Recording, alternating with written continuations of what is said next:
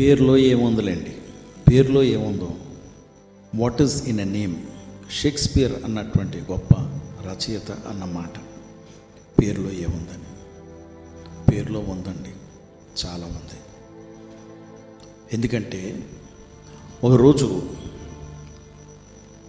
యేసు ప్రభుల వారు ఒక మార్గాన్ని వెళ్తూ ఉంటే అక్కడ ఒక గుడ్డి భిక్షకుడు అడుక్కుంటున్నాడు, భిక్షం ఎత్తుకుంటున్నాడు. బైబిల్లో రాయబడిన మాట విన్నాడట. ఏంటి విన్నాడు? నజరేయుడగు యేసు వెళ్తూ ఉన్నాడు అని. అడుక్కుంటుంటే ఎవరు ఏంటి చాలా అలజడగా ఉంది అని తన శబ్దం బట్టి అడుగుతున్నాడు పక్కన ఉన్న వాళ్ళని. గుడ్డివాడికి కనబడదు పాపం. శబ్దం విని ఆ శబ్దం బట్టి అడుగుతున్నాడు ఎవరు వెళ్తున్నారని. తను విన్న మాట ఏంటంటే నజరేయుడుగు యేసు, మార్కు సువార్త 10వ అధ్యాయము 47వ వచనం. నజరేయుడు యేసు, 2 మాటలు వచ్చాయి అక్కడ. ఈయన ఎవరు? నజరేయుడు నుండి వచ్చినటువంటి వాడు యేసు అని పేరు కలిగిన వాడు. యేసు అంటే రక్షకుడు, మనం తెలుసు, రక్షించేవాడు వెళ్తున్నాడు అని అర్థం ఒకటి. రెండోది, ఈయన ఎక్కడి నుండి వచ్చాడు? నజరేయుడు, నాజరెత్ నుండి వచ్చాడు. దేవుని బిడ్డలారా, ఈ 2 మాటల్ని అతను వెంటనే అతనికి జ్ఞానోదయం కలిగిందని కాదు. ఒక రకంగా జ్ఞానోదయం అనవచ్చు. ఎందుకంటే ప్రత్యక్షత లేకుండా మనకు అర్థం కాదు. రెవల్యూషన్ అవసరం. ఈ రెవల్యూషన్ చాలా ముఖ్యం. అంటే ప్రత్యక్షత చాలా ముఖ్యం. లేకపోతే బైబిల్ చదువుతున్నప్పుడు మనకి ఇన్ఫర్మేషన్ వస్తుంది. హిస్టరీ, చరిత్రలా ఉంటుంది. చరిత్ర అనే పుస్తకం అది. కానీ ఈ చరిత్ర, యూదుల చరిత్ర గురించి చదువుతుంటే ఆ మాటని దేవుడు మనకి ఆత్మ సంబంధమైనటువంటి అర్థం బయలుపరచకపోతే మనకి జ్ఞానోదయం కలగదు. మన మనోనేత్రాలు వెలిగింపబడవు. వెలిగింపబడాలంటే ప్రత్యక్షత అవసరం. పరిశుద్ధాత్మ దేవుడు రచయిత, ఆయన రచించిన వాడు ఆయన కనుక ఆయన బయలుపరచాలి, ఆయన మీనింగ్స్ చెప్పాలి. సో నజరేయుడు అంటే నాజరెత్ నుండి వచ్చినవాడు. యెషయా గ్రంథం 11వ అధ్యాయము 1, 2, 3 వచనాలు చదువుతూ ఉంటే నాజరెత్ అన్న మాట అక్కడ ప్రవచనంగా రాయబడుతుంది. ఆయన ఇలా చెప్పబడతాడు అంటే ఆయన గురించి ఇలా చెప్తారు. ఏమని? ఆయన దావీదు చిగురు అని. He is the stump of David, Jesse. యెషయా నుండి వచ్చినటువంటి, దాన్ని ఏమంటారు? స్టంప్ అంటే మొద్దు. కనుక ఒక చెట్టుని నరికేసామనుకోండి, ఆ మిగిలినటువంటి దాన్ని మొద్దు అంటాం. అదట ఆ యెషయా అన్నటువంటి ఆ వృక్షం నుండి తీసినటువంటి మొద్దు మళ్ళా చిగురింప చేస్తుంది అంటాడు యెషయా. యెషయా చెప్తున్నటువంటి ఈ మాట ఎవరిది? ఆ మొద్దు ఎవరు? యెషయీ, నాట్ ఐజాయా.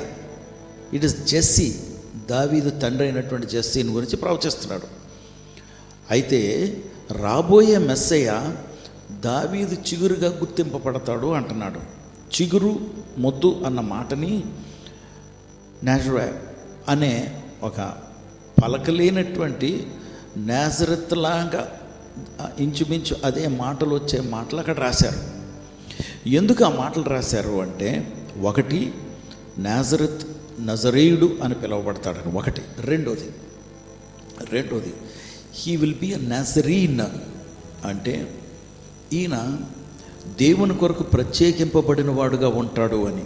అయితే ఈయన నజరేయుడు.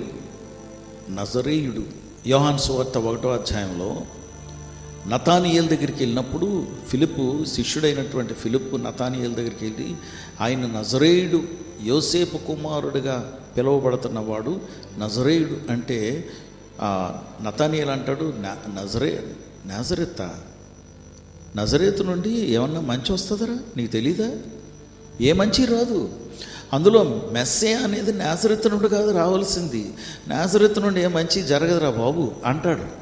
అంటే వారికి ఉండే లక్షణము, వాళ్ళకు ఉండే ఆలోచన ఏంటంటే నజరేతు నుండి ఏది మంచిది జరగదు. ఈ మధ్యన ఒక సహోదరితో మాట్లాడుతూ నేను చెప్పాను, డాల్ఫిన్ హోటల్ అని విశాఖపట్నంలో ఉంది. ఆ హోటల్ దగ్గర ఒక ప్రాంతం ఉంది. ఆ ప్రాంతం గతంలో పేరుగాంచినటువంటి ప్రాంతం. ఏదైనా క్రైమ్ ఎక్కడైనా జరగాలి అంటే అక్కడ ఉండేవాళ్ళు వాళ్ళందరూ. వాళ్ళకి ఎవరికైనా డబ్బులు ఉంటే కిరాయికి వాళ్ళు వచ్చి ఆ క్రైమ్ చేసి వెళ్ళిపోయి ఉండేవారు. అలాగ అక్కడ నుండి వాళ్ళందరినీ తీసి వేరే ప్రాంతం దగ్గర తీసుకొచ్చారు. అట్లా ఆ ప్రాంతం కూడా అదే పేరు. ఆ తర్వాత వేరే ప్రాంతం, ఇలాగా ఆ ప్రాంతం దేనికి ప్రసిద్ధిగాంచిందంటే క్రైమ్కి, నేరాలకి. కనుక నాజరేతు నుండి ఏ మంచి జరగదు, అది అందరికీ తెలుసు. అందుకే చెప్తున్నాడు. కానీ ఆ ఏమి మంచి లేనటువంటి నజరేతులోంచే వచ్చాడు నీవు నేను కొలుస్తున్నటువంటి ప్రభువు. కాబట్టి ఒకప్పుడు నేరస్తుడిగా గుర్తింపబడినటువంటి నన్ను నా ప్రభువు నా గుండెల్లోంచి నాలో ఆయన జన్మించి నా జీవితాన్ని మార్చినటువంటి నా ప్రభువు నాలాంటి నజరేతు లాంటి వాడిని మేలైనటువంటి దానిగాను, జుంటె తేనెకన్నా మధురమైనటువంటి తీయనటువంటి జీవితంగా మార్చగలిగిన వాడు నా దేవుడు. కాబట్టి నజరేయుడైన ఆయనకి ఇష్టం నజరేయుడు అనిపించుకోవటం. ప్రత్యేకింపబడిన వాడనే కాదు, పేరుగాంచినటువంటి క్రూరమైనటువంటి పశువులు లాంటి మనుషులు అక్కడ నుండి ఉన్నటువంటి ప్రాంతం అని ఆ ప్రాంతంలోంచి బయటకు వచ్చాడు ఆయన. నజరేయుడగు రక్షకుడు.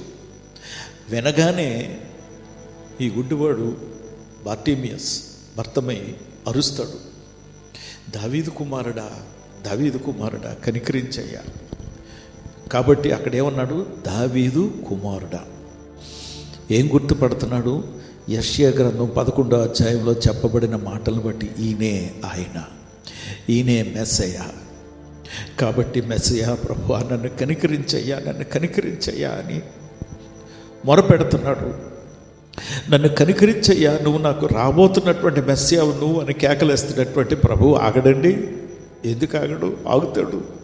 మనస్ఫూర్తిగా కేకలు వేస్తున్నటువంటి గుడ్డివాడిని దర్శించడానికి ఆగిపోయాడు. ఆయన కాళ్ళు స్తంభించిపోయాయి.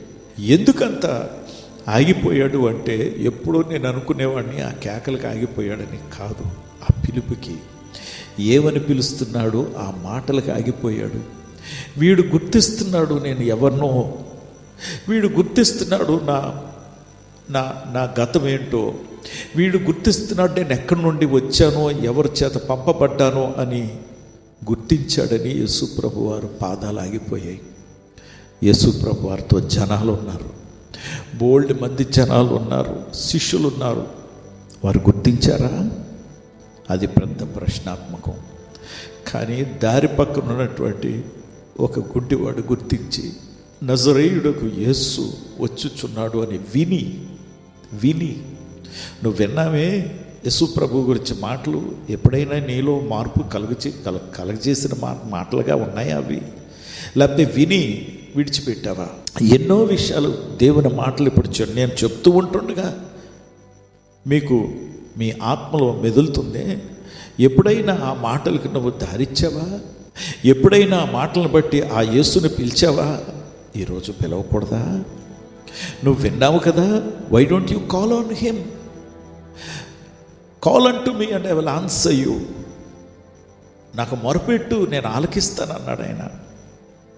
నిన్ను రక్షిస్తాను, ఆ పరిస్థితుల్లోంటి నేనే నిన్ను బయటికి తీసుకొస్తాను అన్నాడు. ఆ నజరేయుడు యేసును గురించి మాట ఈరోజు నువ్వు వెంటంటే నువ్వు ఎందుకు మొరపెట్టకూడదు నీ స్థితిని గురించి? రెండో విషయం, దావీదు చిగురు, దావీదు కుమారుడు, దావీదు కుమారుడా, నువ్వు దావీదు వంశంలోంచి రావాల్సినటువంటి రాజువు కదా. యూదులైనటువంటి మమ్మల్ని ఉద్ధరించడానికి రాబోతున్నటువంటి మెస్సయ్యవు నువ్వు కాదా? అయ్యా దాటిపోకయ్యా. ఇజ్రాయేల్ ప్రజల్లో ఇదిగో గుడ్డి ఉండి నేను, నా ప్రజలందరూ ఇలాగే గుడ్డితనంతో ఉన్నారు.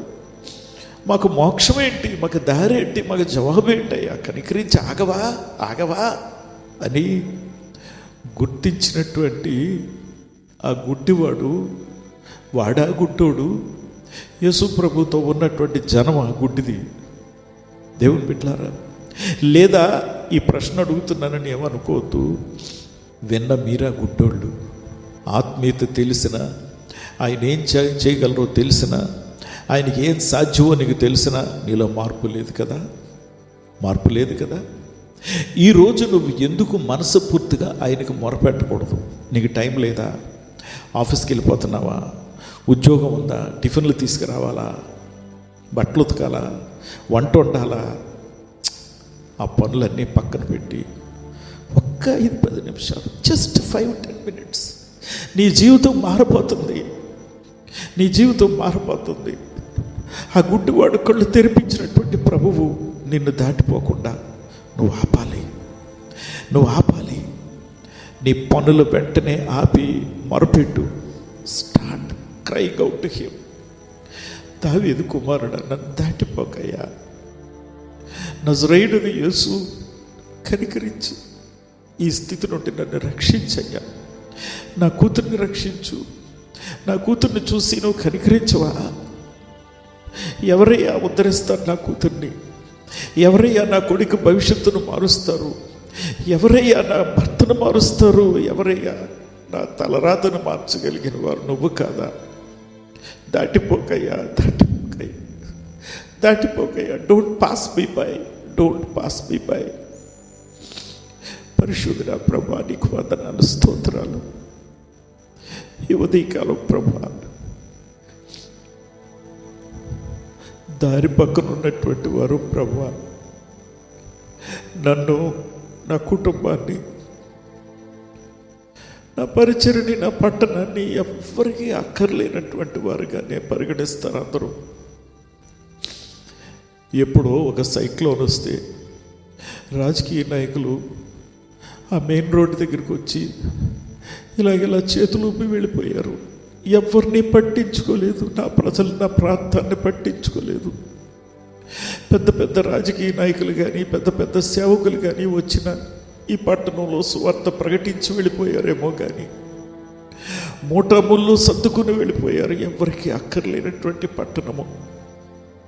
నా పట్టణాన్ని, నా పల్లిని, నా ప్రాంతాన్ని, నా ఇంటిని, నా కుటుంబాన్ని, నన్ను పట్టించుకునే రాజు నువ్వు ఒక్కడవే. అందుకే నీకు మొరపెడుతున్నావు. దాటిపోకయ్యా. Please come. నువ్వు ఆగితే ఇదిగో నీ దగ్గరికి వచ్చి మొరపెట్టుకుందాం అనుకుంటున్నాను. నా పరిస్థితి బాగోలేదు, నా ఆర్థిక పరిస్థితి బాగోలేదు, నా ఆరోగ్య పరిస్థితి బాగోలేదు, నా ఆశీర్వాద పరిస్థితి కాదు ప్రభా, నా శాపగ్రస్తమైనటువంటి నా స్థితిని మార్చగలిగిన దేవుడివి, ఆశీర్వాదంగా మార్చగలిగిన దేవుడివి. అందుకే నీకు మొరపెడుతున్నాను. దయతో కనికరించి నన్ను, నా కుటుంబాన్ని, నా పరిచర్ని, నా పట్టణాన్ని, నా పల్లిని, నా ప్రాంతాన్ని, నా రాష్ట్రాన్ని, నీ చిత్తంలో ఉన్న మా నాయకుల్ని, ఈ దేశాన్ని కనికరించి దర్శించి స్థితిని మార్చమని ప్రార్థన చేస్తూ ఉన్నాను. అలనాడు బార్టిమియస్, తనకి కళ్ళు తెరిపించిన దేవుడివి. నా ప్రజలకు కూడా కళ్ళు తెరిపించమని ప్రార్థన చేస్తున్నాను. మమ్మల్ని అందరినీ ఆశీర్వాదకరంగా మార్చగలిగిన దేవుడివి. ఈ వీడియో తీసి ప్రచురిస్తున్నటువంటి వారిని కానీ, రికార్డ్ చేస్తున్న వారిని కానీ, నా కుటుంబాన్ని మీరు జ్ఞాపకం చేసుకోండి. ఇది వింటున్నటువంటి వారిని జ్ఞాపకం చేసుకుని ఆశీర్వాదకరంగా మార్చమని, శాపాన్ని తొలగించినటువంటి మరణాన్ని నువ్వు రుచి చూసినప్పటికీ ఇంకా మేము శాపగ్రస్తులుగానే బ్రతుకుతున్నాం. ఆశీర్వాదం చూడలేకపోతున్నాం, అభివృద్ధిని చూడలేకపోతున్నాం. ఇంకెంతకాలం అయ్యా ఈ అడుక్కునే స్థితి? మమ్మల్ని, మా స్థితిని మార్చగలిగిన మా ప్రభువు నీవే. అందుకే నీ దగ్గరికి వచ్చాం. నువ్వు మమ్మల్ని ఆశీర్వాదకరంగా మార్చమని, నీ నామానికి మహిమ తెచ్చుకోమని మా ప్రభువు రక్షకుడు యేసుక్రీస్తు వారి నామములో ప్రార్థించి వేడుకొంచున్నాం తండ్రి. ఆమేన్.